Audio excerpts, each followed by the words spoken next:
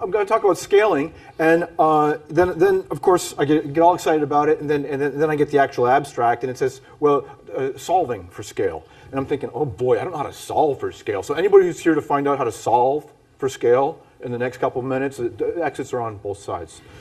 Then the other thing was, okay, so scaling, better, faster, smaller. Is sort of the theme here, and I'm thinking, okay, scaling. How is scaling smaller? But yeah, I think it works, right? So better, faster, and smaller. It's possible, and it's because when you scale, you can hit an inflection point, and that's kind of like what I'd like to talk about today. And it's sort of motivated in a way. I love the picture earlier today, and the quote from Steve Jobs that says, "Well, you don't need a whole huge R&D team, and you just need to think different, right?" So and that's a little bit about what I want to talk about. So scaling smaller, faster. And smaller, faster engineering are not diametrically opposed. They're adjacent. They're tangential. So, Formula One car, right? Huge engineering feat. What do they cost? $7 million. Very, very popular as a sport. They go round in circles really well. They're aerodynamic. Each part is individually put in an air tunnel for optimal performance. And so you can say, okay, well, that scales up in speed. It goes really fast. It doesn't scale so much in terms of moving things, right? So I think there's 20 lanes here. And when I think about scaling, one of the things I think about is you start to lose control. So with the Formula One car, you've got very strict control and engineering going on. It's highly tuned. Schumacher's in there tuning it. You can probably move more people this way. Assuming that's not a traffic jam. I don't really know where this picture came from, but there's some 20 lanes, and those are $20,000 cars instead of $7 million cars, and they're moving a lot more people, and it's probably a lot more chaotic, right? So there's some chaos involved in scaling. Then you could say, okay, well, if we've gone from moving one person really fast round and round in a circle to moving 20 times that many people down a road, really, our throughput's gone up, way up. We've scaled sort of linearly. We've added more lanes, and we're moving more people that way. But what happens when you hit the inflection point and you start to scale differently? Well, if all those people are commuting to work, or they're delivery trucks delivering books or videos to people, you hit the internet, right? And now you can telecommute, and you don't even need cars. You don't need roads. So it changed, right? The notion of scaling there changed dramatically. So the assertions really here are, how do we think about scaling linearly? And because it only goes so far. It's like a rubber band, elasticity. Everybody engineers or part of an engineering team?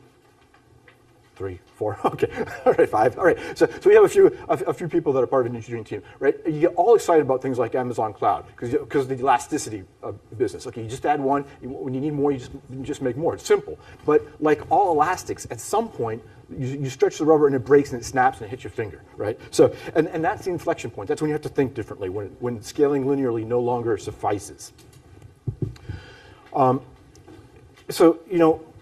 One of the things we can do when we're thinking about scaling in terms of systems, so systems engineering, we're all trained, or some of us are trained anyway, to think about how to scale these systems. But how we scale computer systems has a lot to do with how we can scale other systems, our own people, myself, my own career, organizations, things of that nature. And like I said before, high performance systems don't often scale that well. You got to be willing to deal with a little more slop, a little less control, trust a little more organized chaos, if you will. And that sort of applies to management techniques, right? So elastic scaling is a management technique. You can grow more, you can add more people, you can open up a new office, you can add more servers. These things scale sort of linearly. But then to hit when that rubber band snaps and you hit the inflection point, you have to start thinking about leadership techniques. And I thought I'd tell you a couple stories here. Well, let me give you an example first of a hardware or a technology solution.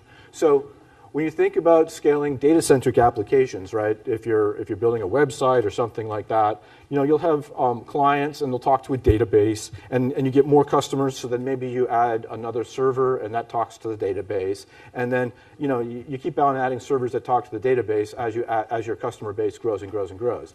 But if you want to scale in terms of like big data scaling, you have to use something like you have to think differently, right? So what ends up happening is you sort of pivot the architecture, And this is what Hadoop does, right? MapReduce and Hadoop, in parallel databases, things of that nature. And you start to look at it, well, let's move the data from that bottleneck of sitting in one database onto each of those individual nodes. Now you can scale out horizontally even further. Okay, is that making sense? Yeah, okay, good. So now what happens when you take that same kind of notion that you've got to hit that inflection point and you start thinking about things like Agile? How many people running Agile? Scrum? Yeah, okay. How many people running, how many, are you all doing it successfully? Hold your hands up. Successful Scrum? Yeah, okay. Scrum of Scrums successful? One? Yeah, okay. Well, it gets a lot harder. It doesn't scale as well. Scrum of Scrums. The Agile Manifesto, here I think is fundamentally right though. These notions that, I don't know about individuals, because individuals don't scale so much, but using interactions over processes and tools. Tools are still important, but processes are only used to facilitate the communication between them. Looking for the working software. We heard a lot about that earlier today in terms of comprehensive documentation,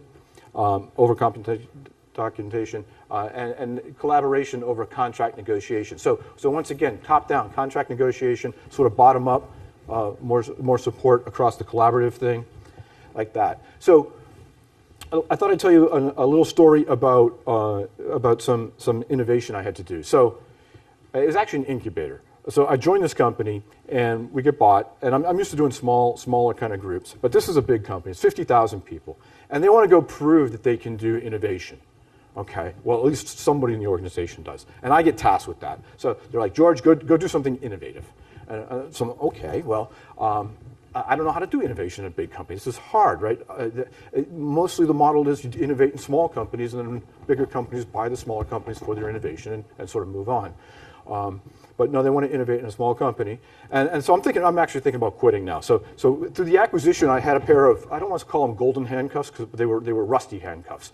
But I had some handcuffs on. So I talked to my wife about it. I said, I don't know how to incubate in a big company. There's all these rules and processes and legal departments, and this is never going to work. And she says, well, what's it mean? And I said, well, that would mean I wouldn't collect my rusty handcuffs. She says, well, no, you go figure out how to incubate in a big company. So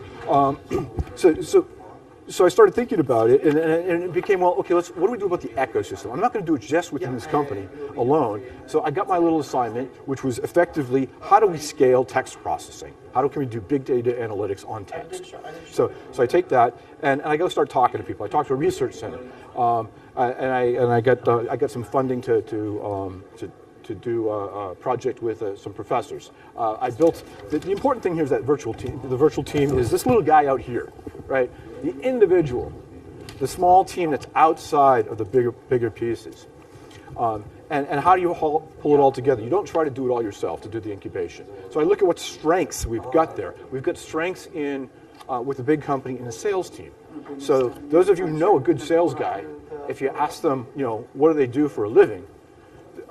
They're not going to say they sell something. They'll say that their job is to take the money out of your pocket and put it in their pocket. They don't care what they're selling, right? So with a big company, we've got a sales team that's available to us. So we go and take we say, okay, well, let me talk to some of these guys. So I start talking to them, and they're doing customer relationship building and things like that, like a good sales guy would do.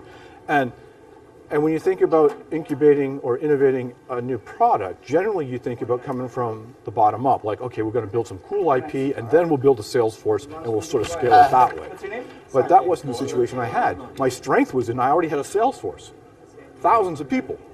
So maybe I just go talk to them, find out what we could do around text that they could sort of just tag on to their existing multi-million-dollar sales, and it would be easy for them to sell, because that's what they want to do, right? They don't want to have to learn a new product. They want to just sort of have something stuck or find new customers. They want to keep their existing customers and sell more into it. So that worked for me.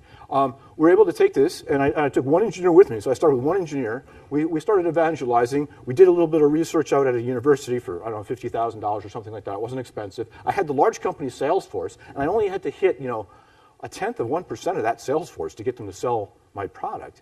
And we could sort of move on from there. So incubating within a big company, it's not so much about building the IP, it's about sort of finding how best to get your product out and then building a product that can go. Does that make sense? I've got a couple moments left here. so I wanted to talk also about talent by offshoring. So I first met Zinnov, or scaling talent by offshoring. So I first met Zinnov when I was trying to do, I may have been their first customer, although they'll argue. That's why I say I was their second customer, because I didn't pay them in time. So I may have been the first customer, but Pari helped me try to offshore and outsource to India many years ago, a decade ago. And he came back after we spent a lot of time doing this, and I was doing it because the venture capitalist said, go hire some people offshore because it's way cheaper than hiring people in Silicon Valley. My board of directors, the venture capitalist, had told me this. I went off to do it. Pari comes back after we spent a long time and says, no, you shouldn't offshore. It doesn't make sense for you. It's not going to be worthwhile. So this was a career-limiting move for me, of course, right? So I'm still where I am now, Pari, because you didn't let me fulfill the board of directors issue there. So, but that was my first attempt. Failed. It wasn't the right thing to do. Pari was right. Second thing, I was with a company called Business Objects. We did do some offshoring there. That worked sort of well. Not great. It was okay. The third time around, so once again, sort of scaling this, was with EMC. And EMC has these centers of excellence. And that worked out fairly well, because by this time I had learned that, well, we're not going to just offshore a particular task or a particular set. We're going to build a team. And I went to China this time around, and I hired a good manager, like people earlier had said. And then once we had the good manager in place, we started hiring the team, and then we bought them all MacBook Pros and 27-inch monitors, which was not standard issue for the China Development Center at the time. And then we said, no, you're not working as part of our team. You're working as your own team, and you're going to build this kind of stuff with us, right? And we did have scrums, and it was sort of a scrum of scrums because I had a team in the U.S. working as well. And the cool thing about that is, though, they got the project done, but then that team, years later, is still hanging together. It's a unit. They've gone on to other projects, so it's been sustainable. And that was sort of one of my scaling learnings there, is don't try to just offshore, or when you're dealing with a distributed group, a particular piece. Try to do the whole thing. Now, as time goes on, I'm out of time, but as time goes on, one more short story. As time goes on, the team becomes, new teams, so on. I'm doing another project now, and this one has, I'm taking a lot of inspiration from the open source environment. So here, my team doesn't sit in one place anywhere. There are 2 people in the UK, 1 person in the Netherlands, 1 person in Switzerland, a couple people in San Diego, 2 people in Eastern US, 1 in Pennsylvania, like that. It's all spread out. So I'm on that 5 to 10 schedule thing, and there, that becomes sort of the next step. We do hold daily scrums every day. There's a team stand-up, and it works that way. So the way things are going is changing. It's becoming more distributed, for me anyway, much more distributed. I don't like it. I would prefer that everybody came and sat with me, but it's just not reality. And that's what I'm doing now. I work 5 to 10, and they asked for a telecommuting joke earlier, or a communications joke, and I don't have a joke, but I do have a small anecdote where it was just a few months ago, actually. I had just started this 5 a.m. thing. So I was getting up at 5, and I was tired, right? I'm not used to getting up at 5. So I just put a shirt on, and I figured I had a 5 to 6 a.m. meeting call. Then I'd go back to bed, sleep for a couple hours, and get back up again. So I put the shirt on, and you can probably see where this is going. We start it was Google Hangout. We started the Google Hangout, and as you can tell, I kind of pace around a bit. So I started the Google Hangout. The meeting's going on fine. Of course, nothing ends in time. I didn't get back to bed at 6 a.m. Day's going on 7, 8, 9. I'm on my 9 o'clock staff call. My whole staff's on the Hangout, and I start walking around. And I hear all this snickering in the background. And it's because I'm still in my pajamas. My pajama bottoms are on, and I had my shirt on up the top. So there are problems with telecommuting. And that's all. Thank you very much.